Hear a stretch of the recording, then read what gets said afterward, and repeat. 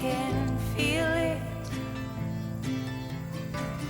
The breeze brings goosebumps to my skin. Tonight the whiskey feels stronger. Honey. Gasoline on hidden desires. So I'll throw another log on my fire. Briam, wake up. You scared me.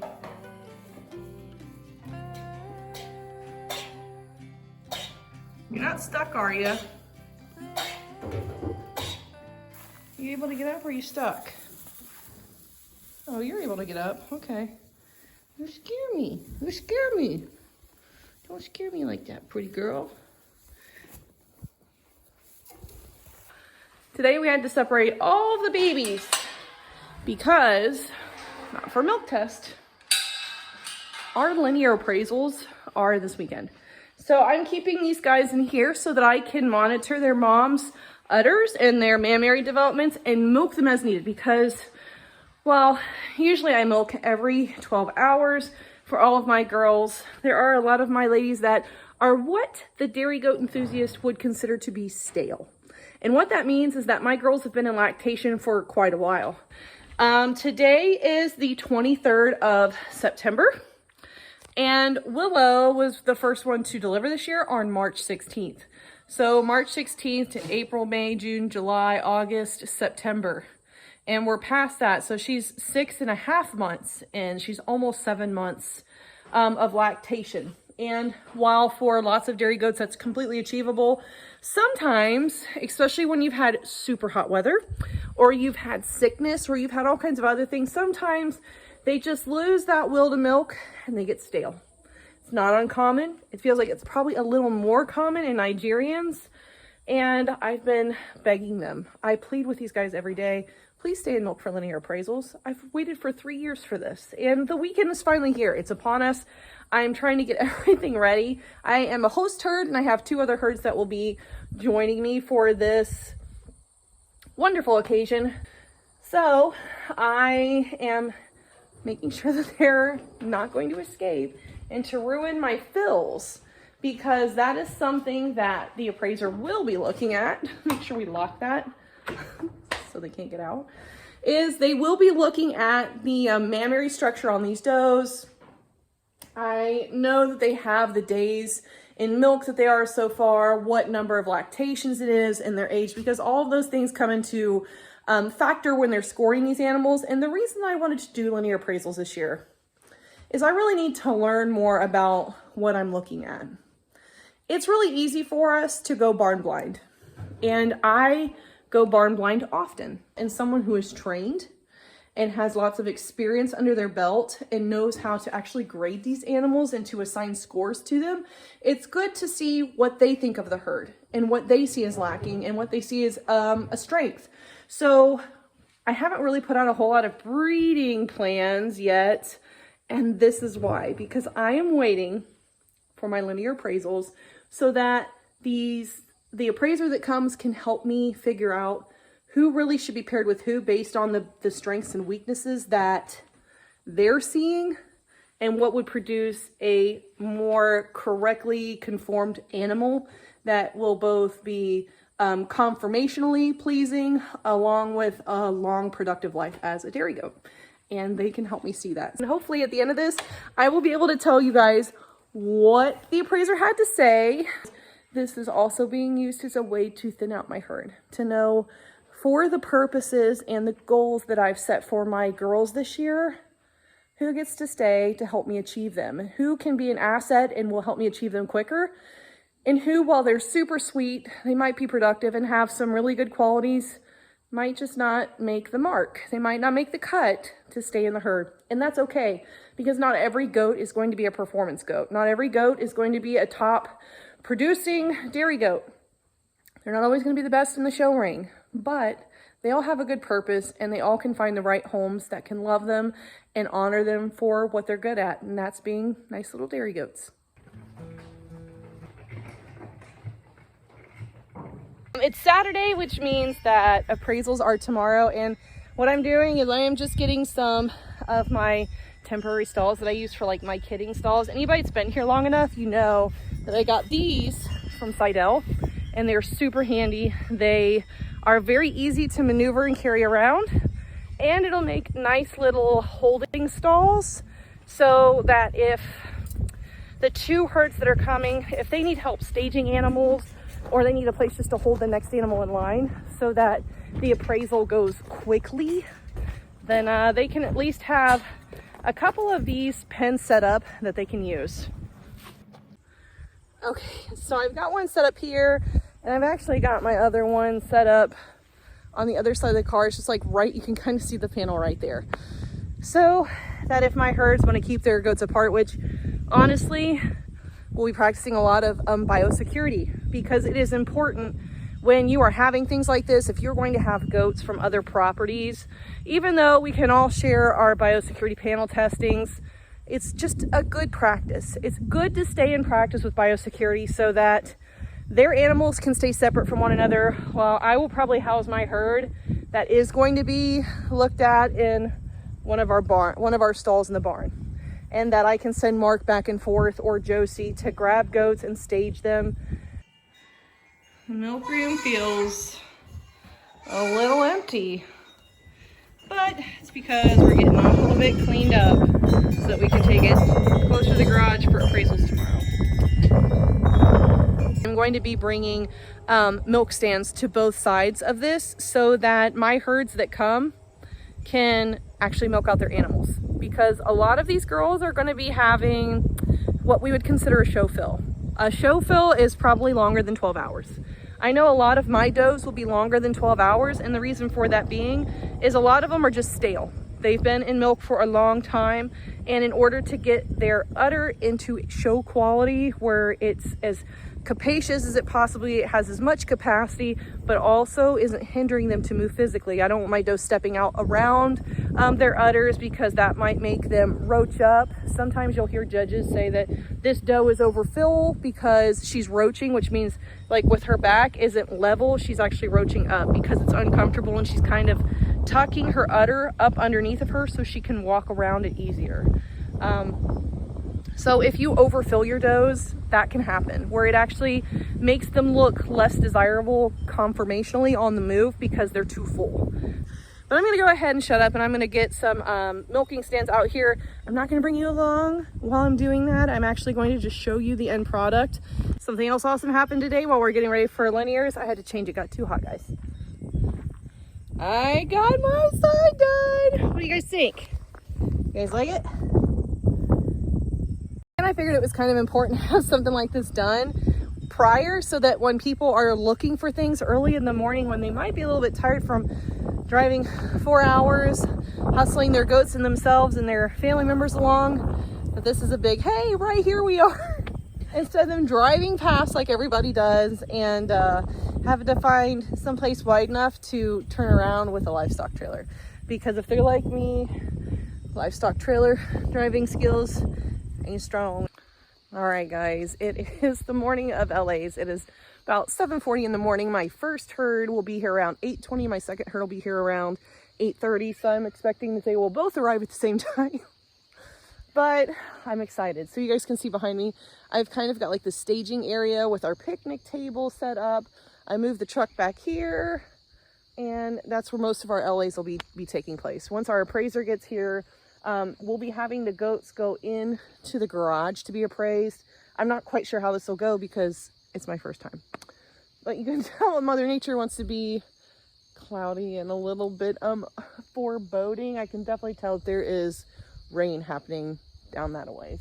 And looking up at the sky, it looks like it's moving this way, so we might get that rain, which is why it's important to provide a space where your appraiser can be out of the elements along with the goats. So what I'm going to do right now is I'm going to go ahead and I'm going to get my girls into a stall so that they're staged, get them some water, some good hay, get the bucks some hay, because I'm going to have flu and love bug appraised too. I don't know how that's going to go because they're terribly ruddy and they smell awful, and they've been really hard to keep weight on because they just I have lots of girls going into heat, and even though they aren't working, they're fighting all of the time because they can smell the ladies' readiness to have boyfriends, and I'm not ready. The time is not right for the boyfriends just yet. So let's go and do this, guys. Let's get my girls out, get them situated, and breakfast, and we'll see how the day goes. Good morning, my loves. Good morning. Look how beautiful. You're so beautiful. Hi. Hi, Willow. Got Willow, there's Pinky, there's Molly, there's Haley. We've got Merida moving right there. And then Rosie is sitting right there. And those are the girls I really do expect to have appraised. There are 2 others that could possibly be appraised, but I'm pretty sure they'll be passed over just because I think they're too late in their lactations. But not you, Miss Willow. We're excited to see what you do today. We're excited to see what my lover does today. You want to get some breakfast? Yeah, okay. So the whole first experience of this linear appraisal was awesome. I really enjoyed having these other 2 herds come and participate with me. It was really great talking to them about what their goals were, and theirs pretty much matched mine. We were using this to better our stock, to see who gets to stay, and because even though we'd like to keep every single animal that is born to our farm, really it can't happen because there's just no space. We can't keep all of them. And really, when you're trying to put a breeding program together to better a breed, it's not feasible to let every single offspring breed and put their genetics into your breeding stock. Sometimes they just don't equate to breeding the goals that you have into your existing herd. That can be a tough realization because we love every animal that is born on our farm and we take great pride in taking care of them, but we also realize that there are parameters and sometimes you have to make sacrifices to reach your goal. So before I go over these scorings of my animals, I kind of want to go over the parameters at which they're scored. So the appraiser is going to look at a lot of different things. You can tell this is a big sheet. They go through and they score them in all of these different categories. At the end, they kind of add everything else up to give them a structural major category and final score rating, which goes from poor to fair to good, good plus, very good, and the very top is excellent. We want to shoot for excellent in everything. We want to shoot for the very highest, so that even if we fall a little bit short of that, then it's pretty much a success. And the categories that all these girls are going to be ranked in is going to be general appearance, dairy strength, body, and mammary. The bucks will also be scored on that, but they can't be scored for anywhere because different plumbing. Different plumbing, they don't have an udder. Even though really good dairy lines and bucks sometimes do produce bucks with udders. It's very strange, but also very, very interesting. But now that these linear appraisals are done, and you can tell by the jacket, it's no longer September. It's been a little bit of time since we had linear appraisals to now that I have time to sit down and actually talk about what our results were. We're gonna go from lowest to highest here. So I've got my handy dandy sheet that the appraiser came through and he filled out all of their strengths. So the 2 does that scored at the bottom of the pack are the 2 does that by the milking test records, I already had kind of written them off. It's Blackberry and it's Belle. So Blackberry was the lowest scoring doe in my herd at 76. She did have some strengths, but overall, she's really just not what we're looking to keep in our herd. And not to mention, I have 3 of her daughters. After her was Belle. Belle was a 78. Belle is one I wish that I would have kept in condition a little bit better and paid more attention to when it came to milking, because at 78 with almost no mammary to speak of and being under condition, I'm pretty sure she probably could have gotten in the low 80s. And really I wanted to put the best foot forward for each doe that I brought to an appraiser's attention. After the 78, which was Belle, we have another 78, which is Molly.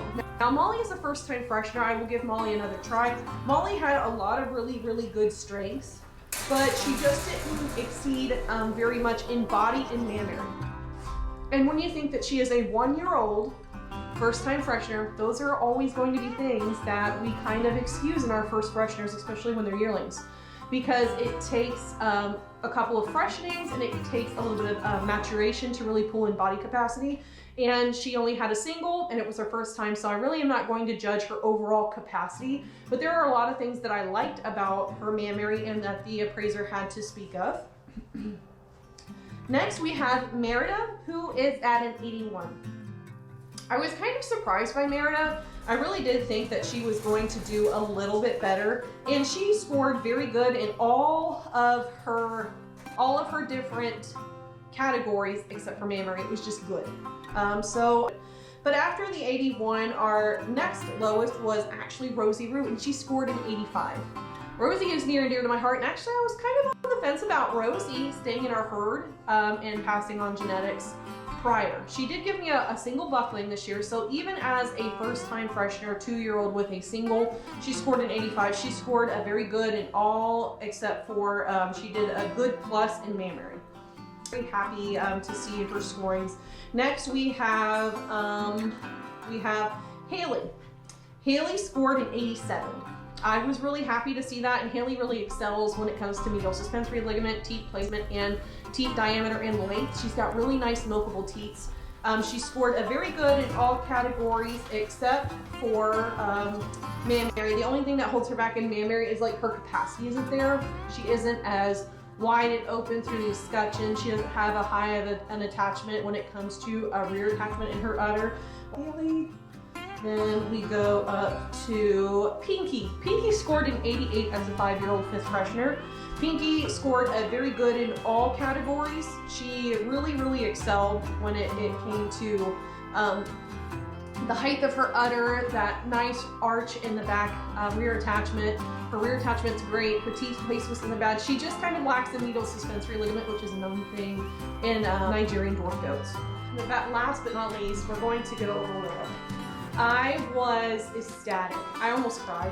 I almost cried when the appraiser came to Willow. Willow scored a 90. She scored a VVEE, so she scored an excellent, the only goat in my herd to score an excellent in any category, and it was in body and mammary. So girls, Willow, girls, please this year, if you're kidding, I need more of you in my herd. It's quite an achievement for an animal to reach a 90, especially for Nigerian dwarfs, and I'm super happy as a 6-year-old. That's what she scored. She also scored a milk star this year, guys. She met the requirements when it came to butterfat and protein, and while I dried her up at right around 7 months, 7.5 months, I would have gone another milking or two. I definitely could have hit her in the weight category too, but I think we might change for AR stars next year. So moving on to the boys. So we had Mr. Love Bug, who is a yearling Nigerian dwarf buck, and he scored an 85. Now I find a ton of promise in a yearling buck that scores an 85 because he's nowhere near mature, and a lot of the things that mature bucks are scored highly on, young bucks just almost can't get there because they're not mature yet. He still has about a year or two to really mature and show me his full potential, and with how well he did in the show ring this year, I'm really excited to see what he does next year.